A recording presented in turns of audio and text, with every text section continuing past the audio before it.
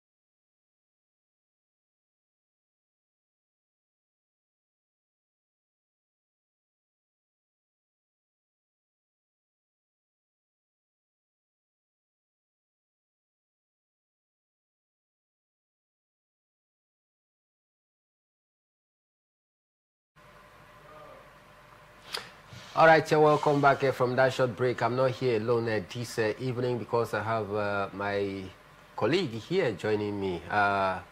Kingsley, good evening and welcome to Sport Extraordinary. Yeah, Mike, nice to be here this evening. Thanks for having me. All right, without much ado, let's dive straight to the crux of the matters. Reaction continued to trail the All-Star of the Super Eagles at the African Cup of Nations in the hands of the host, Morocco, last night. After a 4-2 penalty defeat. Kingsley, a whole lot of reactions has come from that game last night against Morocco. First off, when you saw the lineup as released by Coach Eric Chell, were you confident against Morocco? Yes, I was a bit confident, hoping that the players would live up to expectation. All right, you take a look at the defense, where we had the likes of Kevin Bassi, Simi Ajayi. You talk about the likes of Bruno Yemechi. I think I was a bit confident, and also Osai Samuel. I was a bit confident with the defense. You talk about the midfield, Frank Onyedika, starting due to the absence of Wilfred Didi. Frank Onyeka as well. You talk about the likes of Alex Iwobi in that midfield. I just wanted to see what they will possibly put up. I was not really shaky when it comes to do, beg your pardon, with Victor Osimhen and Akor Dams. Those were, of course, the guys that have been doing the job, for the Super Eagles of Nigeria. But getting into the game, I was a bit disappointed with what Onyeka actually did. He was not clinical at all. He was not able, of course, to make use of the ball. So for me, talking about the starting lineup, Onyeka or Onyedika? Onyedika, I mean. Okay. Yes, Onyedika to say at this point in time. I was a bit confident with it, but what the guys played was very, very disappointing. And it showed the importance of Wilfred Didi. Some persons have been talking down on him. Oh, he has not been performing, but you don't know what the work the guy puts in, on the pitch of play. So for me, I think his absence really brought a little bit of setback. When you talk about the starting lineup yesterday from Coach Eric Chell. All right, still talking about some of the key highlights and the major discussing talking points rather from that game yesterday. First off, the tactical formation deployed by Eric Chell, the disjointed pattern of play from the Super Eagles. Will you attribute that to the formation deployed by the coach, or the tactics of the Moroccans was just what made the difference? I think for me, I think everything, you want to consider everything at this point in time. First of all, you talk about the tactics deployed by the coach. Yes, if you take a look at the first game right from the group stage, the Super Eagles have been very pressing, in the games, and that's why they've been getting the goals. But I think at this point in time, there were a lot of changes. One, they didn't have their captain, Wilfred Ndidi, of course, in the midfield, and that's why the setup changed. For Eric Chell, there was no maybe any other person that what he thought would have got the job done. He brought in Onyedika, and then at the end of the day, he didn't, of course, live up to expectation. If you look at it, about into 70 minutes of that particular, or 80 minutes to say, Onyedika was not prolific, and he really, really brought that setback, because if he had been fantastic, or maybe close to what Wilfred Ndidi brings to the table, I don't think we would have seen, Eric Chell trying to, of course, absorb the pressure, in the game by allowing the likes of Iwobi and the other midfielders, to sit back. Because looking at what that particular approach, it actually starved the likes of Osimhen, and the likes of Akko Adams, up front. The balls were not coming.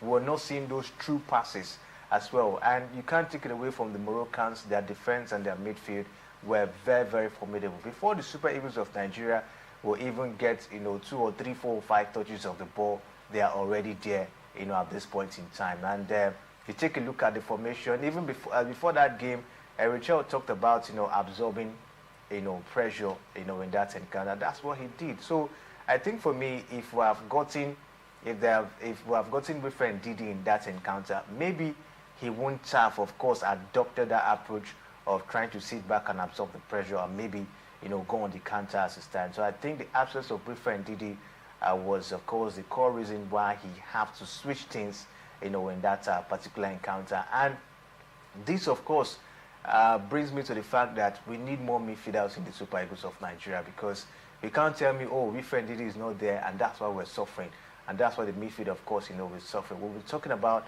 the midfield issue in the Super Eagles of Nigeria for a very, very long time, since the days of Ogoni Etebo and the other guys left. We've not been that formidable.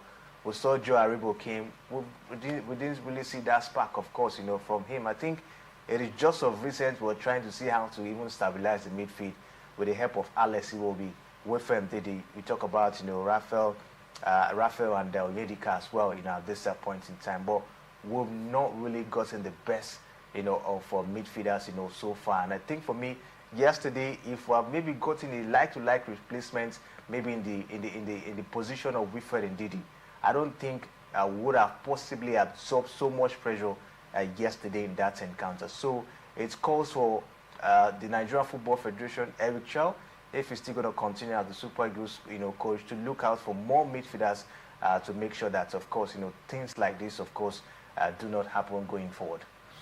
All right, still talking about the game yesterday between the Super Eagles and Morocco, and some key highlights, call it points of discussion, because some Nigerians weren't too happy about the officiating. But then before we head to the officiating, Kingsley, the Super Eagles, they managed to hold on to the game until the final 90 minutes. Went into extra time. Both teams were unable to break the deadlock. Finally, it went into penalty shootout. When it went into penalty shootout, some thought maybe the key players like Moise Simon and Demola Lookman should have been the front runner to take the penalty kick. But we saw some names that have never taken spot kick for the Super Eagles stepping up big.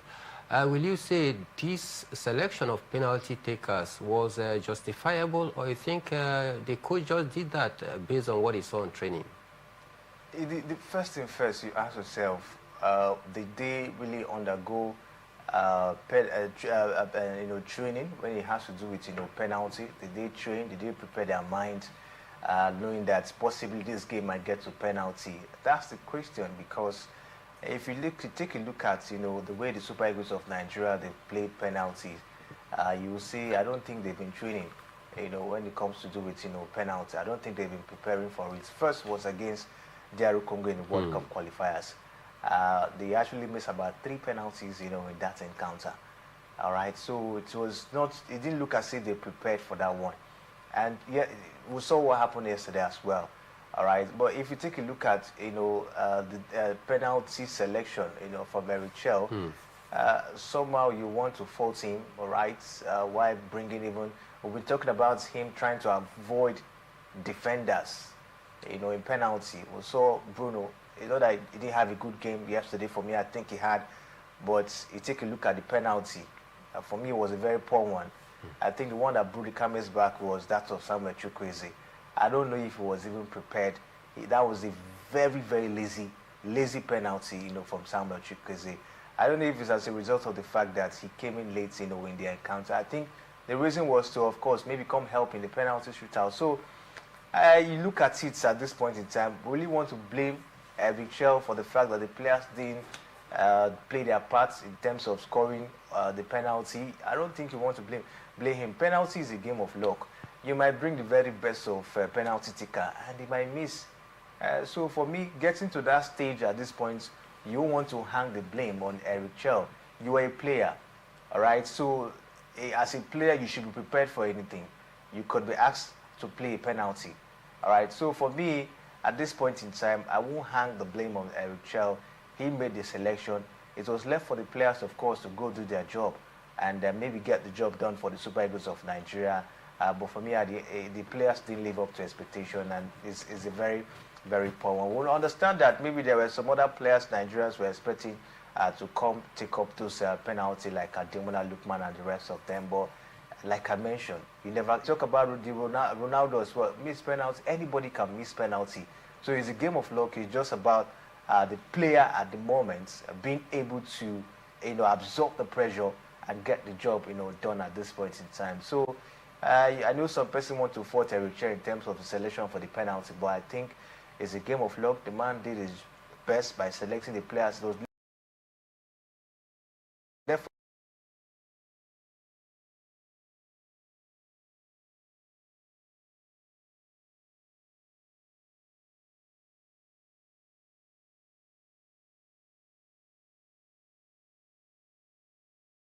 You think that played a huge role in Super Eagles' defeat, because first off, the Moroccan missed their spot kick. If Samuel Chukwueze had converted that one, it would have been 2-1. Nigeria would have been ahead, but then he lost that very one. Taking a look at the manner and his body language, the posture before taking that penalty kick, you think Samuel Chukwueze wasn't ready for the penalty kick because of the lackadaisical attitude and a very poor penalty kick?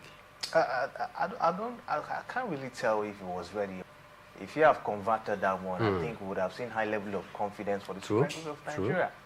All right, so I can't really describe his body language if he was ready or not in that, but it was a lazy penalty. A lazy penalty for a caliber of player like Samuel Chukwueze. How will you just step up and you just look left and right and you just place the ball with Yansin Bono in goal, and you think you would just wave him out? It was a very lazy penalty from the man. And for me, I know I don't want to maybe fault Eric Chell, his penalty, that selection yesterday, but Chukwueze was not supposed to be there. He wasn't supposed to be there at all. I think we can maybe even try to wave Bruno. But that of Chukwueze, I don't understand. He's been in the camp, cracking jokes, making fun and all of that. And when it's time to deliver, he brought in a very, very, very provoking joke. At this point, very provoking. All right, so I don't know how it's going to get out of the lips of Nigerians, because I don't think Nigerians are happy with that. If you want to miss a penalty, miss it well, not putting up a lazy, kind of penalty. Of course, we saw yesterday. For me, it was a very bad one, and I don't know what Chukwueze, of course, is trying to do at this point in time. We've seen him of recent at Fulham, putting up some high level of impressive performance. Now you're back to the national team where you're supposed to crown it all, put in your best. All right, maybe you couldn't get game time, but it was the time for you to prove yourself once again to the coach and to Nigerians, and you messed it up. I think for me it was a very, very poor one, from Samuel Chukwueze. And at this point in time, going forward, he should just leave all those jokes and try to see how to concentrate, of course, on his career. I think if you take a look at it, Nigerian players should be very, very serious, about their career. We're talking about the likes of Boniface, of course, who is always coming out to crack jokes and all of that. And you talk about his career, how, impressive, of course, has it been. They should try to maintain that calm. Take a look at a player like Ademola Lookman. He's winning, he's not winning, you see him maintaining that calm. Even the likes of, the Kavi Bassi, everybody is praising, after this tournament. So Chukwueze should watch it. Else, of course, his career might be a joke as well. All right, enough of the spotlight on the Super Eagles. Let's not take the glory and shine away from the Moroccans, Kingsley. Coach Walid Regragui, he's been a very, great coach. The first coach to take a first African nation to the semi-final of the World Cup, and he's been doing great stuff ever since. What do you make of this coach talking about Walid for this Moroccan side? I think he has tried. He has tried for what we've seen so far. The man has really done a good job with this Moroccan team. But I think at this point he has to crown it up by winning a title for them. Yes, he has been putting up a very impressive performance, taking them very far in any competition, but he has not really done, achieved something tangible, with this Moroccan side, as he stand. And that game yesterday was a very huge one for him. If he had missed that one, if Morocco have not qualified for that game, I think his job would have been at stake, because Morocco probably might want to, of course, take a decision of maybe trying to bring another manager that could win them, a trophy, as it stands. So yesterday he was very lucky that, the players delivered when it comes to that penalty shootout, yesterday. For Walid, I think it's been impressive. A home-based coach putting up this level of performance, you will say, is a very good one, for them. But can he win the title? If he doesn't win, I think his job might also be at stake, because Morocco, I think they're tired of maybe going far in competition and not winning. Of course, that it's been a long time they won the African Cup of Nations, and I think this time they really want to, of course, get it. When you take a look at how they prepared, being the host, and you could take a look at the passion. Yesterday, it was the Moroccans that filled the stadium, in that encounter against the Super Eagles of Nigeria. So for Walid, he's been given everything.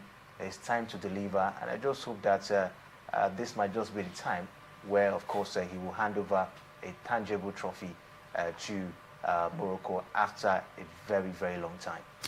Talking about handing over a trophy to Morocco, it might interest you to know that this is the first time since 2004 that the Moroccan national team will be heading to the final of any continental football right here in Africa.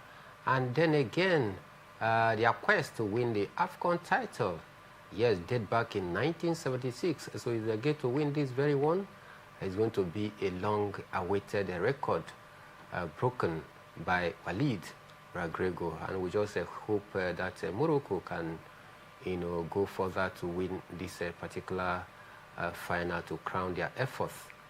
But before we leave the Super Eagles and the Morocco game last night, Kingsley, Nigerian football fans and critics have, of course, lashed hard against the Ghanaian referee, talking about Daniel, and what they describe as, very biased officiating last night, making some, blunders in some of the calls. Do you think that the center ref goofed at some point, or you think that it was very fair? I think the officiating wasn't balanced at all. It wasn't balanced. A lot of fouls against the Super Eagles of Nigeria.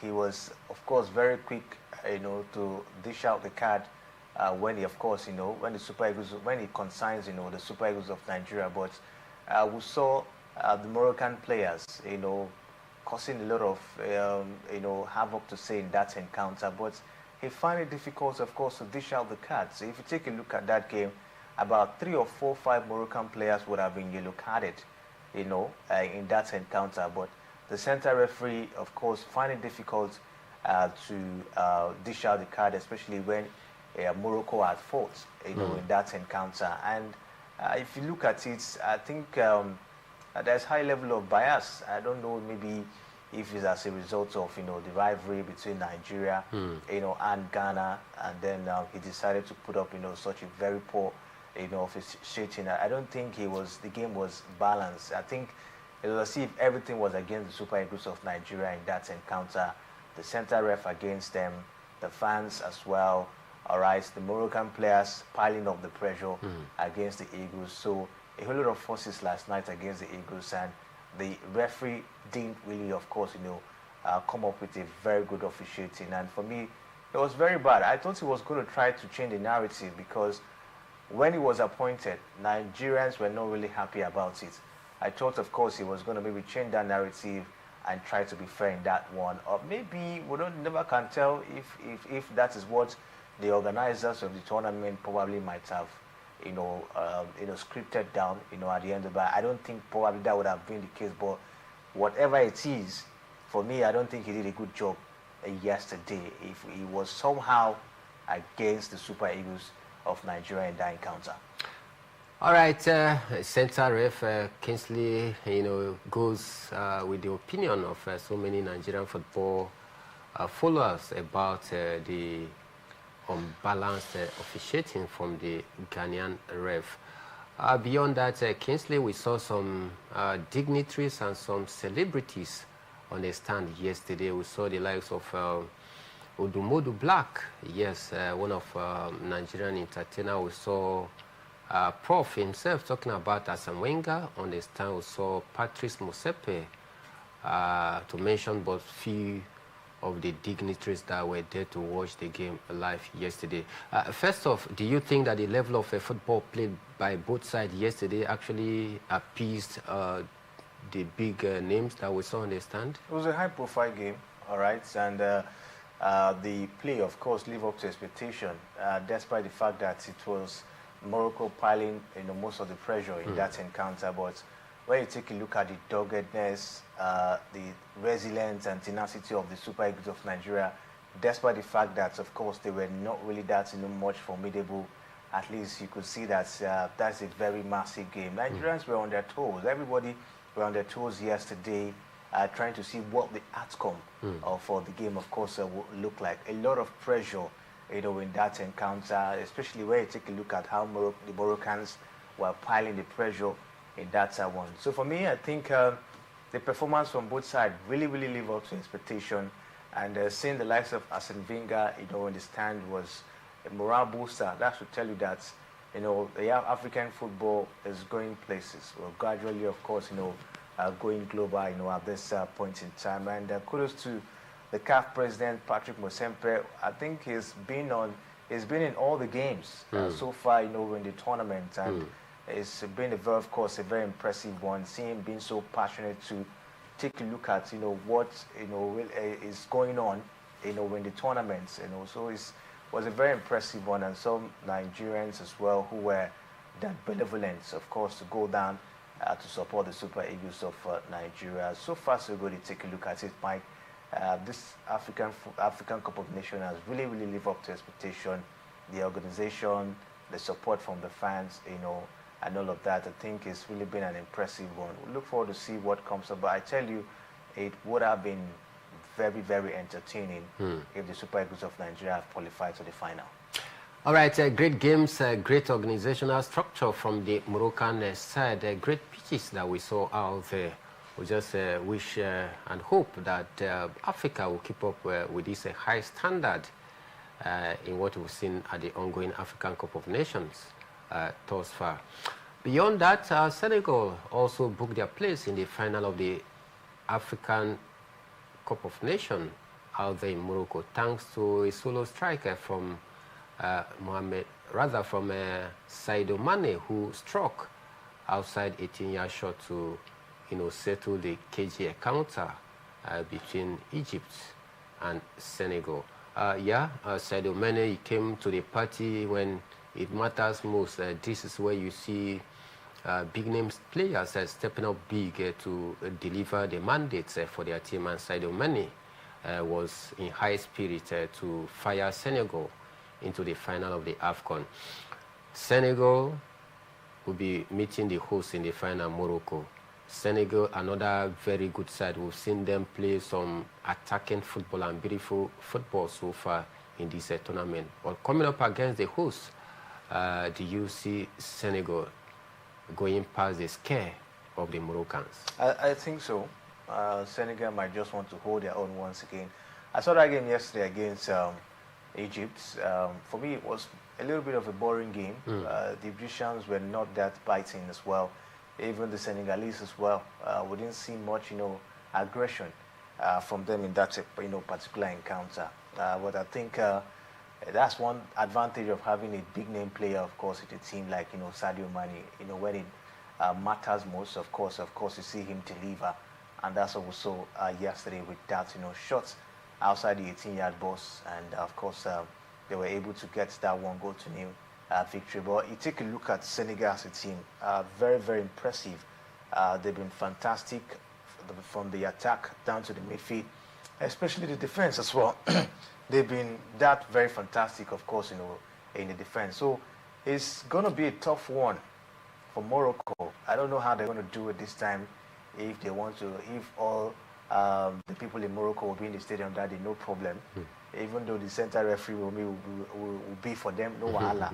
But what I'm saying is that I think they're going to find it hard, very, very difficult, against Senegal. It's going to be, a very, very tough one. So for me, I don't see them going through. Morocco might not win this World Cup. That's the truth. As against Senegal, I don't think they will. All right, Morocco might not win the African Cup of Nations, according to Kingsley. We'll just wait to see. The time is ticking gradually, and boom, Sunday will be here. We'll get to see where the pendulum swings. But I can tell you that Senegal, they're a very formidable side as well, as they meet the host in the final come Sunday.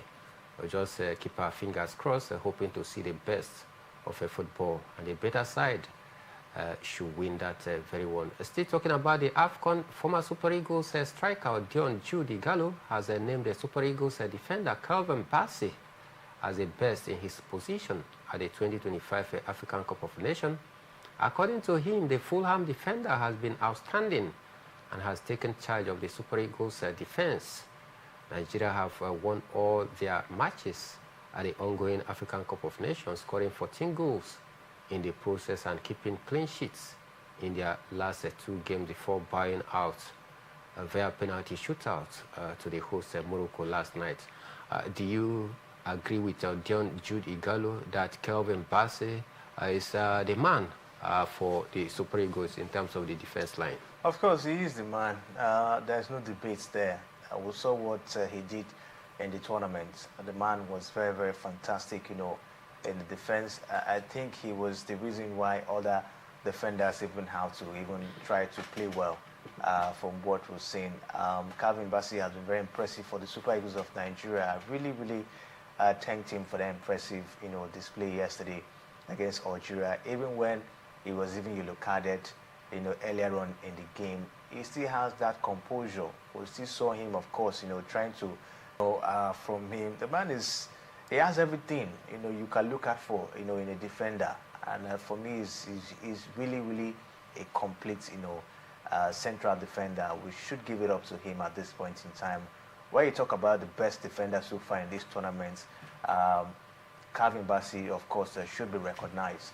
At this point, take a look at the games the Super Eagles played. So no doubt about that.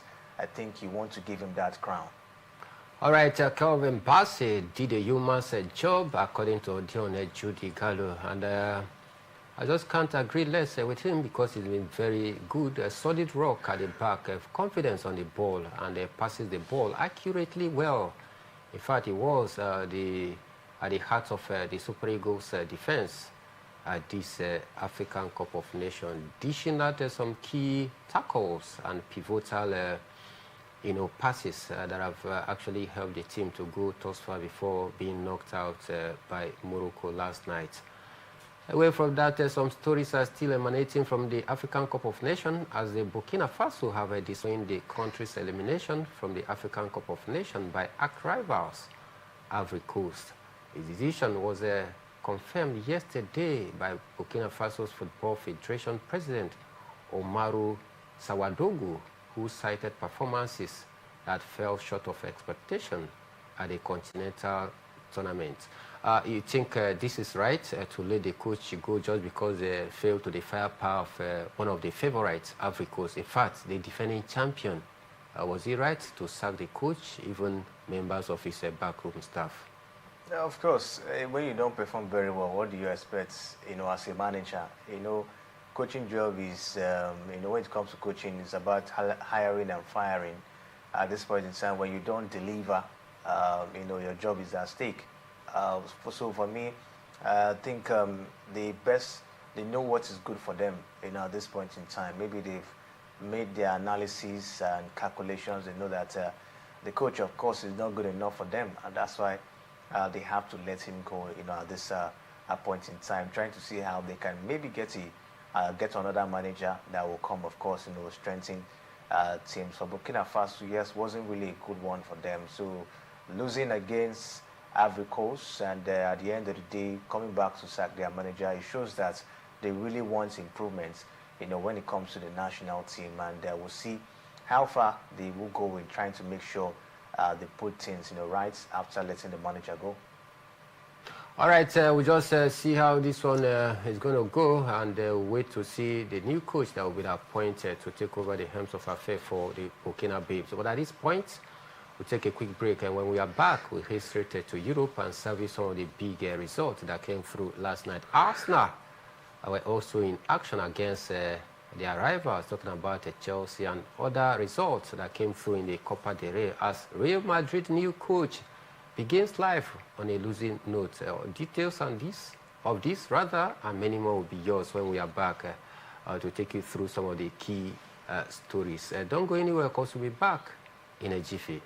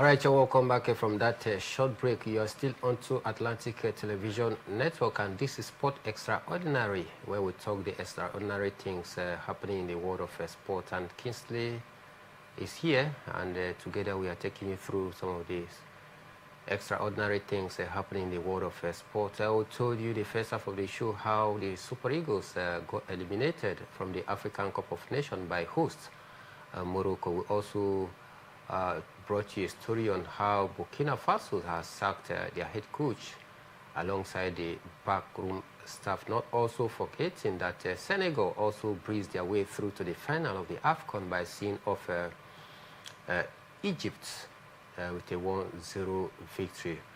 Time for we to head straight to Europe and tell you about the Carabao Cup, because goals from Ben White, Martin Zubimendi and Victor Gyökeres was just good enough to see off Chelsea 3-2 at the Stamford Bridge and move a step closer to the final of the Carabao Cup.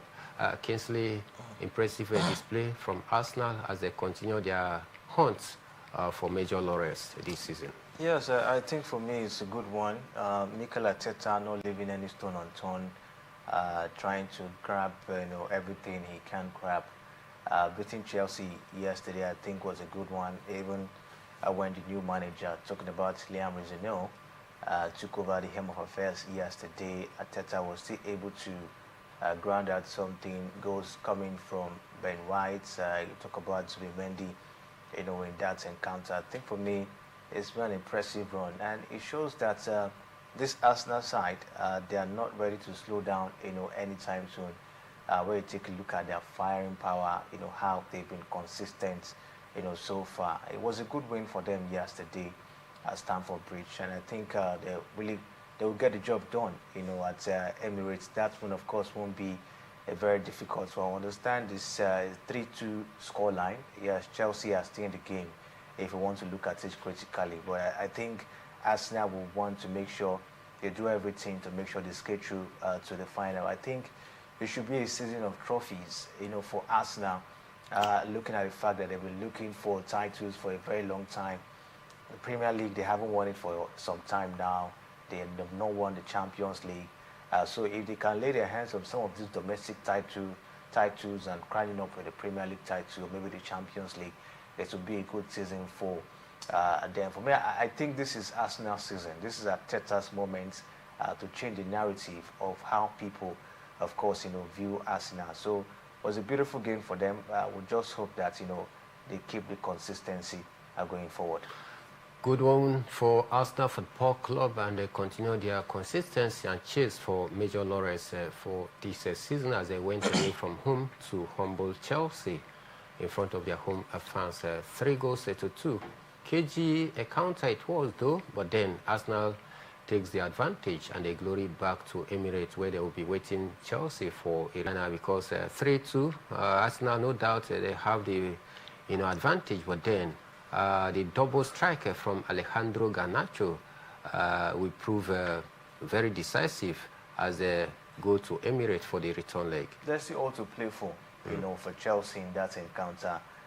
Just one goal difference. I think if they can maybe start up with a win in the first 45 minutes in that one, it will help them to see how to fight, to the end of that one. So I think there's a whole lot to play for Chelsea. We just look forward to see what the new manager, will bring to the table. I think that was the first big test, for Liam Rizino, and he's beginning to feel the heat, that comes with playing down there in England. So we look forward to see what comes up. At least, we saw that, resilience, from the team. It shows that he's trying to see how to also instill his philosophy. Even Enzo Maresca couldn't win Arsenal as well. So you take a look at it. Chelsea are trying to see how to build their confidence, manage the issues around the team, and see how they can, of course, they can get back, can get them back to that level of competing very, very high. So I think there's still also play for in the next leg. Game on for Arsenal and Chelsea Football Club in the second leg of the Carabao Cup. All right, away from that, Real Madrid fell to a shocking 3-2 defeat in the Copa del Rey last 16 on Wednesday night as Alvaro Arbeloa's debut as coach ended in humiliation by second-tier opposition. Appointed on Monday to replace Xavi Alonso, Arbeloa and his side were hosted by Jeff de Bentancur's stoppage time winner at the Carlos Belmont Stadium, without a French superstar Kylian Mbappe and various other key players for Real Madrid as the struggle continues for Madrid. Kingsley, not a good way to start. After letting go of Xavi Alonso, Arbeloa brought in his first game. He's losing the Copa del Rey last 16 tie against a second-tier club. This is a very big pressure on the side of Arbeloa. Do you think that he can cope with this massive pressure that comes with being the head coach of Madrid? I think the pressure might be too overwhelming, at this point in time, because you ask yourself, first of all, is the problem of Real Madrid a coaching issue? I don't really think so, because I thought that Xabi Alonso was a very poor manager, but the issues around the team, the players not following instruction, or not seeing them putting up that respect, for the manager. All right. How sure are you that they will respect Alvaro, as he stand, losing to a second-tier side? It's very, very embarrassing when you take a look at a team like Madrid, what they've achieved, and all of that. We understand this game of football, anything could happen, but not to be beaten, in this manner. So for me, I just hope that Alvaro will be able to look out for means, to put Madrid, in order. I think they would have gone for a top-class manager, not going for maybe someone like Alvaro at this point in time. A manager that the team, the players and the fans will respect. All right. So if you take a look at it, the problem of Madrid is beyond coaching issue. There's a whole lot that needs to be ironed out. I don't know if I will call it, too proud to listen to the instruction from the manager, or maybe follow the rules, in the team. So it was a very, very embarrassing one for them yesterday. But I will just look forward to see what Alvaro, of course, will be able to do to try to clean up all this mess going forward. All right, so Albacete beat Madrid 3-2. Deportivo Alaves also won against Rio Vallecano 2-0, while Real Betis got a better of Elche 2-1 in the Copa del Rey. Meanwhile, today's fixtures in the round of 16, we see Burgos FC play host to Valencia, while Racing Santander welcome FC Barcelona this evening.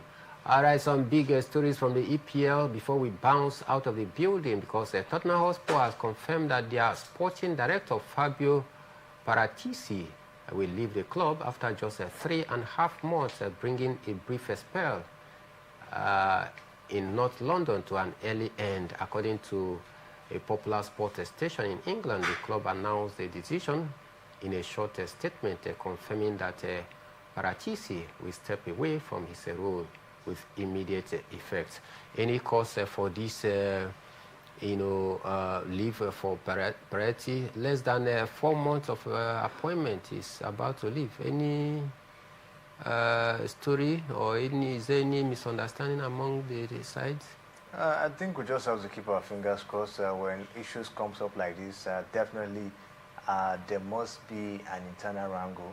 So we just have to keep our fingers crossed and see what comes up. Maybe in the coming days, we'll probably maybe get more information of his reason of taking up this decision. All right, still talking about the La Liga, Barcelona winger Rafinha has revealed that he considered leaving the club before the head coach came in, talking about Hansi Flick, crediting the German coach with turning his fortune around. As reported by popular sports station on Wednesday, Rafinha was quoted as saying, "If Hansi Flick hadn't come, I would have left Barca. He changed everything." The statistics back up with his claim that Rafinha is arguably one of the best Barca players in the last couple of years. So the Brazilian crediting Hansi Flick for his transformation. And you think the man has done a good job since he came on board. This is the same squad, the same crops of player that Javi Hernandez was complaining about, that he had no money to purchase the players of his choice. But then Hansi Flick came on, the same player, and he has been able to transform this side for good. Yeah, definitely. I think for me, Hansi Flick has really turned around, the situation of things for FC Barcelona. With the fact that, of course, he's been given little to spend. At the end of the day, he's still being used. He's still being able to use what he has, in what's his possession, to grind out, results. It's been a ton of the flesh, the coaches of Real Madrid. You talk about the likes of Ancelotti. You also talk about the likes of Xabi Alonso. Even this Alvaro that even came, will even have to maybe find difficulty in playing against FC Barcelona assistant. So Hansi Flick has been very, very impressive. He's really done a whole lot in transforming the team to be a very, very competitive side once again. All right, this evening we're going to see some games in the Bundesliga. Augsburg, yes, will be up against Union Berlin in the Italian Serie A. Hellas Verona will also welcome Bologna, while Fabregas Como will welcome AC Milan at home tonight. There's some transfer gist before we leave as English Premier League side. West Ham United have stepped up their interest in Nigerian midfielder Tochukwu Nnadi, who is currently on international duty with the Super Eagles at the 2025 African Cup of Nations in Morocco.